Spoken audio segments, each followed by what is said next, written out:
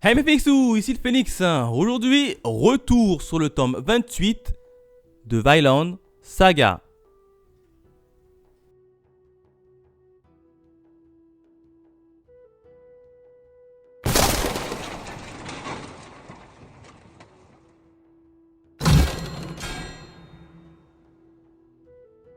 Comme d'habitude, retour sur la jaquette et les différents bonus. Jaquette qui est plutôt assez cool, puisqu'on a tout simplement Thorfinn accompagné de Einar et de Gros Yeux qui sont en direction du village des indigènes pour un peu recréer le lien et notamment pour aller faire un peu de pourparler, grosso modo. Quatrième de couverture, pas grand chose, puisque comme d'habitude, on a le résumé des familles. On n'a pas de page en couleur, vous le savez, dans Vinland Saga, il n'y a pas de page en couleur.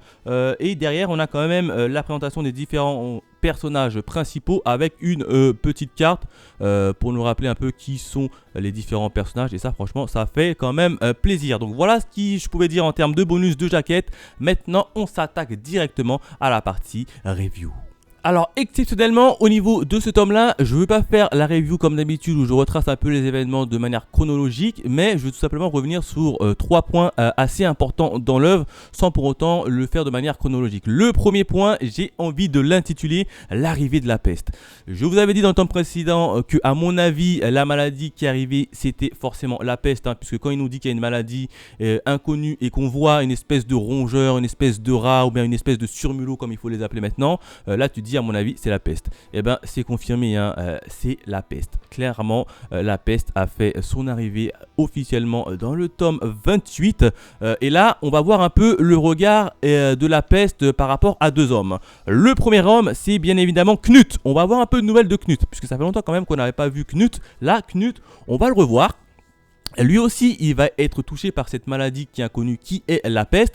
Et Knut, lui, il est radical. Très sincèrement, il est radical. Il va dire que vous prenez-moi tous les contaminés, tous les malades, vous les rassemblez et vous les tuez. Très clairement, il les a butés. Il les a tués. Il les a tous rassemblés, il les a butés. Et dans les mêmes, il tue filles, femmes, enfants, vieillards, tout le monde. Pour lui, si tu es contaminé et t'es contagieux, je te tue, comme ça on va éradiquer purement et simplement la progression de la maladie. Radical, ça c'est la méthode Knut. Et là Knut, dans sa tête, il est en train de se dire mais comment est-ce que Thorfinn aurait réagi s'il était à ma place. Sauf que Knut, il ne sait pas que Thorfinn, il est également aux prises avec cette fameuse maladie qui est la peste, mais au niveau du Vinland. Là, tu as la vision un peu de Thorfinn sur cette fameuse maladie. Très clairement, Thorfinn, il va pas avoir la même vision que Knut. Il va pas du tout avoir la même vision que Knut. Lui, Thorfinn, très clairement, déjà, il est parti dans le village des indigènes pour essayer un peu de parlementer avec notamment la chamane qui lui voue une haine viscérale, parce que je vous rappelle que la chamane a eu quand même le bras coupé par Ivar. Il a quand même eu le bras coupé, donc là forcément ça a un peu fait tilt dans la tête de son peuple qui voit maintenant les Norrois pas d'un bon oeil. Et en plus de ça, il y a une maladie qui s'appelle la peste, et pour la chamane c'est tout simplement les Norrois qui ont ramené cette maladie sur leur île et qui menacent un peu leur peuple qui sont tous en train de mourir assez rapidement.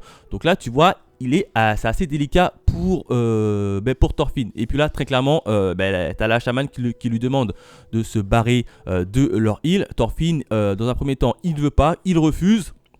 Mais au fil des avancées de la discussion, Thorfinn il va tout simplement accepter de quitter le Vinland Saga. Et là franchement j'ai été assez impressionné. Vous le savez, Thorfinn vient dans une nouvelle vision, dans un moment de rédemption. Il ne veut plus tuer personne. Et Thorfinn très clairement il a dit si tuer personne nécessite à renoncer à mes idéaux, du coup je l'accepte volontiers. Donc là Thorfinn, sans même consulter personne, ses villageois, etc., il décide d'accepter la proposition du chaman et de se barrer et de rentrer, de quitter tout simplement l'île. Et là, Einar, il n'était pas content. Einar, je le comprends, il n'était pas content. Il a dit, mais Thorfinn, comment ça se fait que tu prends des décisions aussi importantes sans consulter personne? Je te rappelle que le Vinland Saga n'est pas qu'à toi, il nous appartient tous. Là, franchement, j'étais assez impressionné. Thorfinn, il est capable d'abandonner son rêve juste pour ne pas tuer un seul homme. Là, franchement, Thorfinn, il respecte son pacte jusqu'au bout. Franchement, bravo. Je ne pensais pas que Thorfinn allait aussi bien respecter ce pacte. Bon là clairement on voit il y a deux visions face à la maladie. D'un côté la vision de Knut qui lui est radicale, il bute tout le monde, comme ça on arrête la progression purement de la maladie. De l'autre côté Thorfinn il dit bon, puisque vous pensez que c'est nous qui sommes à l'origine de cette maladie, on va partir et on va vous laisser tranquille, comme ça je ne tuerai personne. Le problème c'est que la méthode de Thorfinn, elle n'endigue pas du tout la maladie. La maladie va continuer malheureusement à se propager, alors que Knut, même si c'est radical, c'est vrai, il a le mérite au moins d'essayer d'endiguer cette maladie. Donc là tu as quand même deux petites visions qui s'opposent et c'était vachement bien retranscrit dans le manga. Le deuxième événement, j'ai envie de l'intituler comme étant les dissidents. Très clairement, les dissidents vont avoir un rôle primordial dans ce manga, clairement. Alors, il va y avoir des dissidents dans les deux groupes. Alors déjà, il y a deux groupes. T'as les groupes des natifs, les indigènes, et le groupe des Norrois, ceux qui veulent un peu occuper un peu l'île pour eux quasiment tout seuls. Là, dans chacun de ces deux groupes, il y a des dissidents, c'est-à-dire des opposants à la vision globale des autres. Du côté des natifs et des indigènes, dans ce petit groupe-là, t'as la chamane, clairement. T'as la chamane qui veut littéralement faire fuir les Norrois pour récupérer sa ville pour elle toute seule. Avec elle, elle est accompagnée évidemment du chef de guerre qu'elle a ramené. Le chef de guerre, lui également, il veut faire la guerre aux Norrois. Mais en plus de ça, le chef de guerre, lui, il veut récupérer les bulletins des Norrois. Donc déjà, là, tu vois, t'as quand même un petit clan dissident. Et dans le clan dissident, t'as la chamane et le chef de guerre qui sont pas forcément d'accord sur qui doit garder les butins. Et en plus de cela, dans le clan des natifs, il y a un autre groupe encore de dissidents qui vont pas être présents à la réunion, mais qui vont directement se retrouver du côté des Norrois et ils vont attaquer la ville. Mais ça, j'y reviendrai dans la troisième partie. Donc là, tu vois, il commence à avoir quand même pas mal de dissidents et ça part dans tous les sens. Non, là, ça part littéralement dans tous les sens. Du côté des Norrois, alors du côté des Norrois aussi, il y a quand même pas mal de dissidents, très sincèrement. Il y a le clan évidemment de Thorfinn qui prône le Vinland Saga, qui prône un monde sans guerre. Ça c'est le clan et la vision de Thorfinn. Il y a également de l'autre côté à l'opposé un peu la vision de Ivar. Ivar qui veut un peu prendre le leadership et lui qui est un peu à l'opposé de Thorfinn, c'est qu'il veut tout simplement la guerre. Il est pour la guerre si vous préférez. Il se dit il faut mieux attaquer les premiers que d'être attaqué. Donc lui il n'y a pas de problème, il est pour la guerre et pour tout ce qui va avec.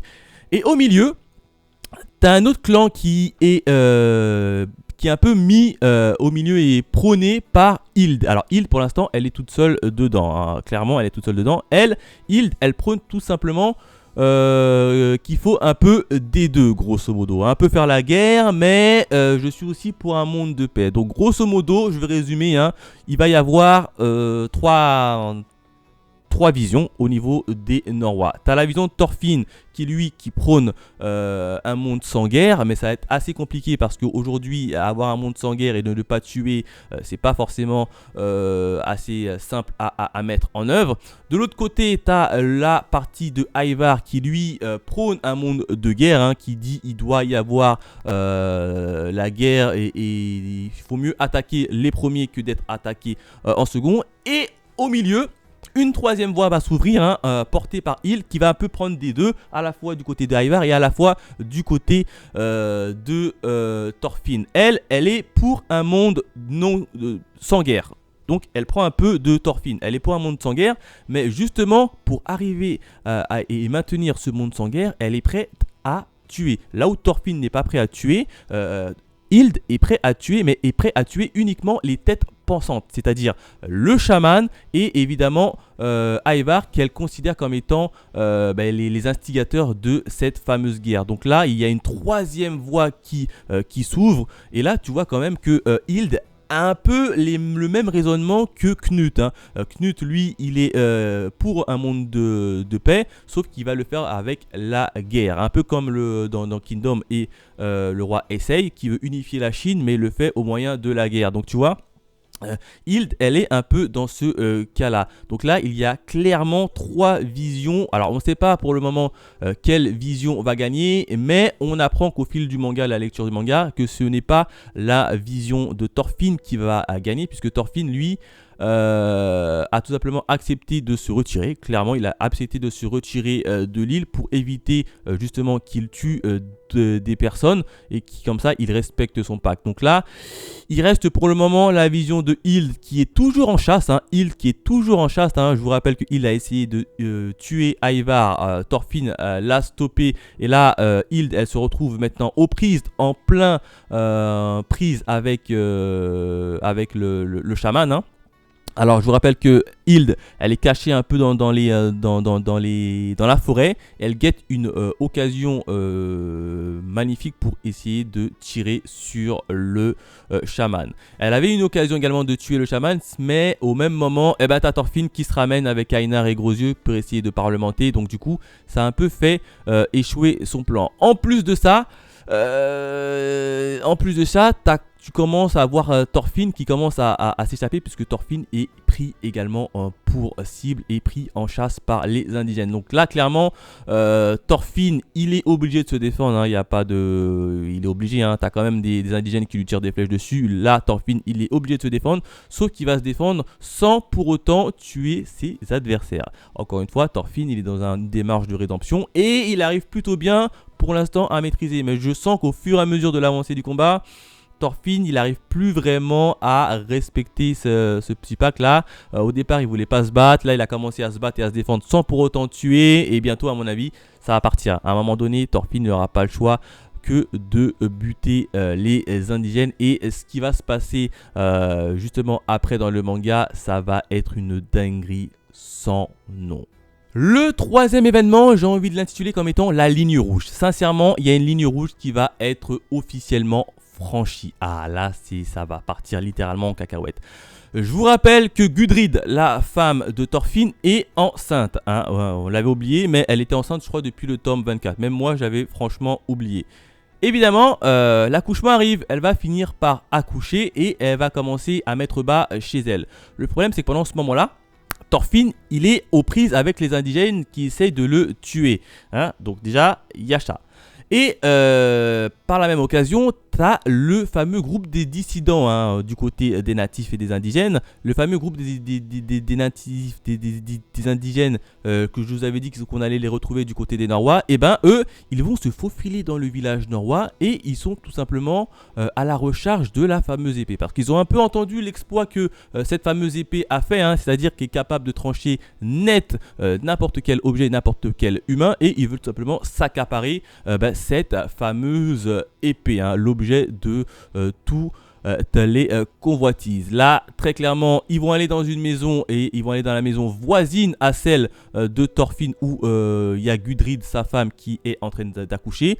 Ils vont rentrer dans la maison, ils vont buter les habitants. Clairement, ils vont les buter.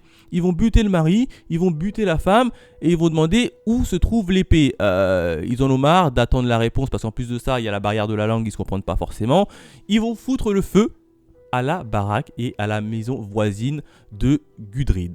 Là, franchement, la ligne rouge a été franchie. Tu as quand même des premiers morts du côté des Norrois qui ont été lancés par des indigènes. Et là, j'ai bien envie de voir comment Thorfinn va réagir à ça. Je pense que là, Thorfinn, à mon avis, il va lui aussi passer la ligne rouge. Clairement, ça va être une dinguerie. Là, tu vois, tu as Ivar. Ivar qui était un peu resté dans l'île. Il voit une maison qui est en feu. Ils se sont dit, venez, on va aller voir la maison voisine qui est en feu. On va prendre un peu des nouvelles. Du coup, pendant qu'Ivar se rapproche évidemment de la maison en feu, t'as les indigènes qui avaient mis le feu. Ils se tournent à droite, ils voient qu'il y a une maison, peut-être que l'épée se cache dedans. C'est la maison de Gudrid qui est en train d'accoucher. Et là, ils vont en direction de la maison là-bas. Ils veulent rentrer dans la maison pour un peu fouiller la maison. Évidemment, ils vont tomber sur qui? Ils vont tomber sur Cordelia. Cordelia, franchement, c'est la goat. C'est la goat. Alors, Cordelia, c'était une je crois que c'était une petite fille à la base, qui se sent un peu plus homme et qui a un peu mal vécu son enfance, puisqu'elle était un peu brimée par les autres enfants dû à sa différence. Et là, très clairement, c'est la goat. très clairement, c'est la GOAT. Elle va voir tout un peuple de guerriers indigènes se pointer en face d'elle. Alors au départ, elle va essayer de les stopper, mais comme vous savez, Cordelia, elle n'est pas trop fan de la guerre. À un moment donné, les indigènes ils vont comprendre que Cordelia, en fait, elle a juste une masse de musculature assez impressionnante, mais en fait, elle n'est pas méchante. Ils vont commencer à l'harceler, à lui tirer des flèches dessus, etc. Et puis là, Cordelia, elle va entendre la voix du bébé de Thorfinn qui est né. Et là, sincèrement, elle a dit, il faut que je la protège. Cordelia, elle va mettre en garde très clairement les indigènes. Elle a dit, personne ne va rentrer dans cette maison. Là, franchement, Cordelia, elle a quand même tenu tête à une armée de guerriers indigènes armés jusqu'aux dents. À un moment donné, tu as même le chef qui va enfoncer sa lance en plein dans le ventre de Cordelia. Cordelia, elle n'a pas bronché. Elle n'a pas bronché, elle a dit non, tu passes pas. Là, le chef, tout de suite, il a reculé, il a reculé sa lance. Il est parti. Il a dit, ok, on rentre pas dans cette maison, on la laisse tranquille. Parce que lui-même, le chef des indigènes, enfin le chef des dissidents indigènes, il s'est dit, mec, si on rentre en guerre contre elle, on va tous mourir. Donc, on va la laisser tranquille et on va se barrer et on va tendre un peu une embuscade aux autres Norrois. Donc là, franchement, la GOAT, c'est Cordelia. Elle a protégé la maison de Thorfinn en son absence et elle s'est mangé des flèches, des coups d'épée. Franchement, c'était magnifique. C'était magnifique. C'est la GOAT. Moi, je vous le dis. Du coup, t'as Ivar qui arrive du côté de la maison qui est totalement en feu. Il dit, c'est bizarre, on trouve les habitants de la maison qui sont morts, qu'est-ce qui se passe?